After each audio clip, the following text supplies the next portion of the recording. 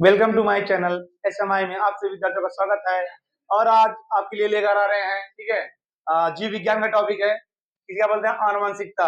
देखिए बच्चे, कोई बच्चे कह रहे थे सर इसके बारे में वीडियो बनाइए, तो हम बता रहे हैं। देखिए आनुवंशिकता किससे कहते हैं, ठीक है, कह रहे विज्ञान की वह शाखा जिसके अंतर्गत जीवों की आनुवंशिकता, समानता और असमानता, मतलब उनके अंदर क्या समानता पाई जाती है, मतलब कौन कौन से गुण मिलते हैं और कौन से गुण मिलते नहीं है, एवं वंशागति का अध्ययन किया था। मतलब उनके वंशाक्रम किस प्रकार के हैं, जैसे पीढ़ी दर पीढ़ी होती है ना, पीढ़ी दर पीढ़ी आवाजें मिलती हैं, ठीक है, किसी किसी के परिवारों में हूबहू शकल मिलती है, ठीक, इसी को क्या कहते हैं, अनुवांशिकी कहलाती है। अनुवांशिकी शब्द का सर्वप्रथम प्रयोग किसने किया था, विलियम बेटसन ने। देखिए सबसे इंपॉर्टेंट ये है, क्या किन्होंने किया था, विलियम बेटसन ने। तो ये आपको याद रखिएगा, अगर पूछा जाएगा कि आनुवंशिकी शब्द का सर्वप्रथम प्रयोग किसने किया था, तो आप लगाइएगा विलियम बेटसन ने 1906 में। कब प्रयोग किया था, 1906 में प्रयोग किया था, 1906 में।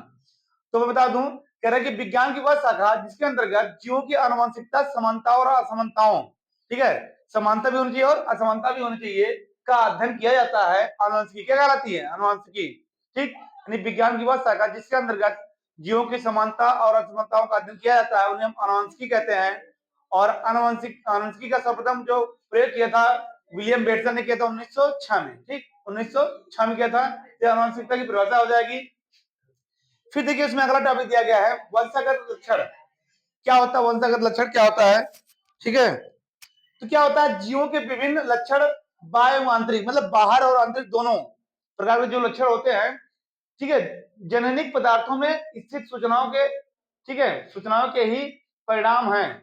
यानी कि जननी मतलब जो हमको जन्म देती है, ठीक है, जैसे सभी लोग का जन्म हुआ है, जीव जंतु का, ठीक है, सबका जन्म होता है, तो उनके अंदर जो उनका लक्षण पाया जाता है, ठीक है, ये सूचनाएं डीएनए में जीन्स के रूप में उपस्थित होती है। यानी जो हमारा डीएनए होता है उसमें जीन्स के रूप में पाई जाती है, तभी, ठीक है, हमारी आपकी शक्ल हमारे पेरेंट्स से यानी गार्जियन से मिलती है, ठीक है, भाइयों से मिलती है, आवाजें मिलती हैं, ठीक, तो कहां पर पाए थे, डीएनए में, जीन्स में उपस्थित होती है। और डीएनए मुख्य आनुवंशिक पदार्थ होता है, ठीक है, जैसे पीढ़ी दर पीढ़ी, पीढ़ी और दर पीढ़ी, ठीक है, पीढ़ी दर पीढ़ी हमारे गार्जियन का यानी कि माता पिताओं का लक्षण हमारे अंदर आना, ठीक है, वही जीन्स कहलाता है। जैसे ऊंचाई, हाइट देखिए आप मिलाइए अपने पिताजी से या माता जी से मिलाएंगे, त्वचा का रंग वैसा ही होगा जैसे आपके माता पिता का होगा, भाई का होगा, ठीक है, बहन का होगा।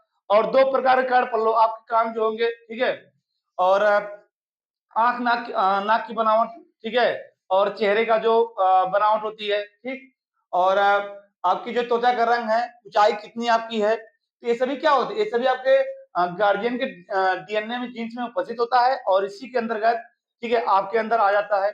यही क्या हमारा होता है, यही हमारा होता है वंशागत लक्षण। वंशागत मतलब होता है कि मतलब क्रम से आना, क्रम से आना, यानी कि हमारे पूर्वजों का, हमारे माता पिता का जीन्स हमारे अंदर आना ही क्या कहलाता है, वंशागत लक्षण कहलाता है, ठीक। तो आगे बता रहे हैं, ठीक है, और देखिए क्या हो सकता है, इसके बाद इसका लक्षण दिया गया है, कौन कौन से लक्षण होते हैं, ठीक है ना, कौन कौन से लक्षण होते हैं। जैसे पहला लक्षण दिया गया है, पहला लक्षण दिया गया है आनुवंशिकी की शब्दावली में, ठीक है, आनुवंशिकी की शब्दावली में, ठीक है, कुछ लक्षण दिए गए हैं। पहले जैसे दिया गया है, फर्स्ट लक्षण दिया गया है, ठीक है, पहला लक्षण क्या दिया गया है, जीन या कारक, क्या दिया गया, जीन या कारक, पहले क्या दिया गया, जीन या कारक, जीन या कारक, मतलब होता क्या है, जीन, ठीक है, जैसे सबके अंदर कुछ ना कुछ जीन्स होता है, ठीक है ना, जीन या कारक होता क्या है, कह रहा मेंडल के अनुसार सजीवों के प्रत्येक लक्षण का नियंत्रण कुछ कारकों या निर्धारण द्वारा होता है, आनुवंशिक, ठीक है, जीन कहलाता है। किसके अंदर, ठीक है, एक साइंटिस्ट है ग्रेगर जॉर्ज मेंडल, आपने नाम सुना होगा, यानी कि मेंडल के अनुसार, मेंडल के अनुसार, ठीक है, मेंडल के अनुसार हमारे अंदर जो जीन पाया जाता है, मेंडल के अनुसार सजीवों के प्रत्येक लक्षण का नियंत्रण, ठीक है, मेंडल के अनुसार किसके अंदर, सजीवों के, मेंडल के अनुसार सजीवों के, ठीक है, मेंडल के अनुसार सजीवों के प्रत्येक लक्षण का नियंत्रण, मेंडल ने सजीवों के प्रत्येक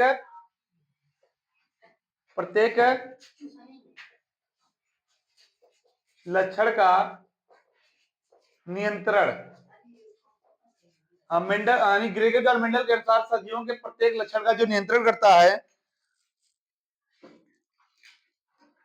नियंत्रण कुछ कारकों या निर्धारकों द्वारा होता है। कुछ मतलब कुछ कारक होते हैं, कुछ कारकों और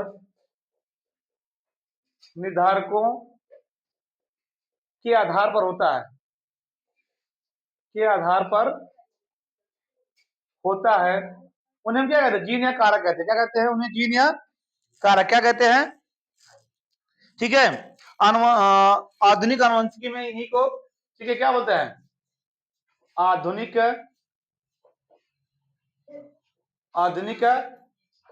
आनुवंशिकी में इन्हीं को क्या बोलते हैं? इन्हीं को जीन या कारक कहते हैं। क्या कहते हैं? जीन्स या कारक। देखिए, मैंने बताया ग्रेगर जॉर्ज मेंडल एक साइंटिस्ट हैं।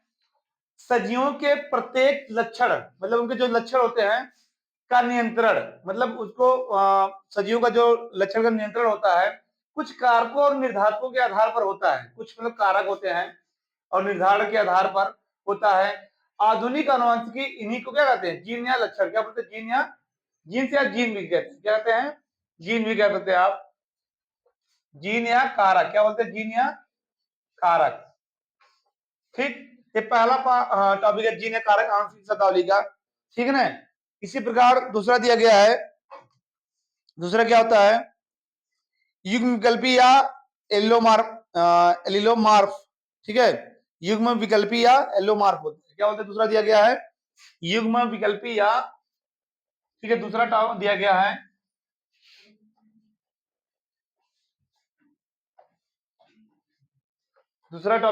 है युग्म विकल्पी या, ठीक है, युग्म विकल्पी या एलिलोमार्फ। क्या बोलते हैं? युग्म विकल्पी या एलिलोमार्फ। देखिए क्या होता है, जैसा मैंने पहला बता दिया, पहले में जीन या कारक होते हैं। ठीक है, वैसे युग्म विकल्पी या एलिलोमार्फ किसे कहते हैं? तो एक ही विपयार्सी लक्षण के दोनों विकल्पों में नियंत्रण करने वाले जीन को, ठीक है, एक ही विपयार्सी लक्षण क्या होता है?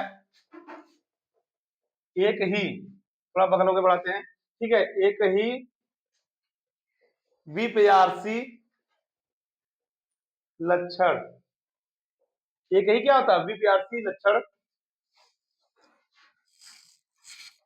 एक ही विपयार्सी लक्षण के दोनों विकल्पों को नियंत्रित करने वाले जीन को, ठीक है, एक ही विपयार्सी लक्षण दोनों, ठीक है, दोनों विकल्पों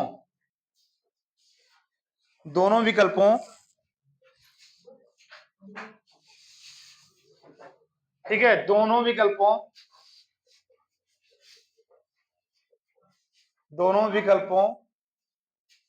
या लक्षणों का नियंत्रण करना, ठीक है, दोनों विकल्पों को नियंत्रित करने वाले जीन को, दोनों विकल्पों को नियंत्रण करने वाले जीन को क्या बोलते हैं? एलिलोमार्फ। क्या बोलते हैं? एलिलोमार्फ। क्या बोलते हैं? एलिलोमार्फ कहते हैं। ठीक है, एलिलोमार्फ कहते हैं। ठीक, तो और बहुत सारे ऐसे टॉपिक दिए गए हैं। ठीक है, हमको बता देते हैं। जैसे दिया गया है समयुग्मिजी और विषमयुग्मिजी, शुद्ध जाति, लक्षण प्रारूप और जीन प्रारूप, प्रभावी अप्रभावी।